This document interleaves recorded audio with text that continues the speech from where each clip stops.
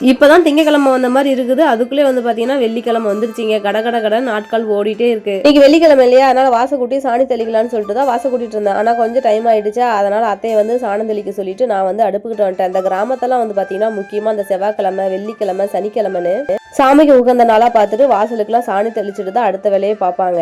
6 மணிக்காவது அடுப்புக்கிட்ட வந்தா தான் 7 மணிக்குள்ள ஏதாவது சமைச்சு ஜெய்குட்டி ஸ்கூல் அனுப்ப முடியும். காலையில நல்லா ஹெல்த்தியா பிரேக்ஃபாஸ்ட் ஒன்று செய்யலாம்னு சொல்லிட்டு கருப்பு கவுனி அரிசி அவள் இருக்குல்ல, அது வந்து ஊற வச்சிருந்தேன். அப்புறம் தட்டைப்பயிர் குழம்பு வைக்கலாம்னு சொல்லிட்டு நைட்டே தட்டைப்பயிர் ஊற வச்சிருந்தேன். ஊற வச்ச தட்டைப்பயிரில் தேவையான அளவுக்கு தண்ணி ஊத்திட்டு பூண்டு, வெங்காயம், தக்காளி, சீரகம், வரமிளகா இதெல்லாம் சேர்த்துட்டு ஒரு 4-5 விசில் போல விட்டு நல்லா வேக வச்சிடணும். இன்னும் ஒரு சில பேர் நைட்டு ஊற வைக்காம அதை வந்து நல்லா வறுத்து உடனே குக்கர்ல வைப்பாங்க. அதுவும் டேஸ்ட் நல்லா இருக்கும். அப்புறம் ஒரு தாளிப்பு கொடுத்துடணும். கடாயில தேவையான அளவுக்கு எண்ணெய், கடுகு, வெங்காயம், வரமிளகா, கருவேப்பிலை இதெல்லாம் சேர்த்து நல்லா தாளிச்சு அதில் சேர்த்துட்டு கொஞ்சமா வந்து புளி, கொஞ்சம் தேவையான அளவுக்கு உப்பு சேர்த்துட்டு நல்லா மைய கடையக்கூடாது. அப்படியே ஒன்றும் பாதியமாக கடையணும். அப்போ டேஸ்ட் நல்லா இருக்கும்.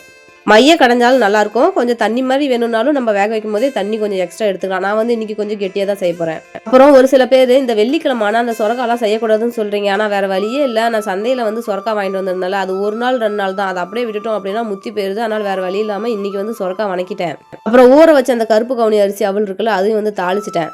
தாளிக்கும் போது அதில் தேங்காய் திருவி கொட்டினோம்னா டேஸ்ட் சூப்பரா இருக்கும்.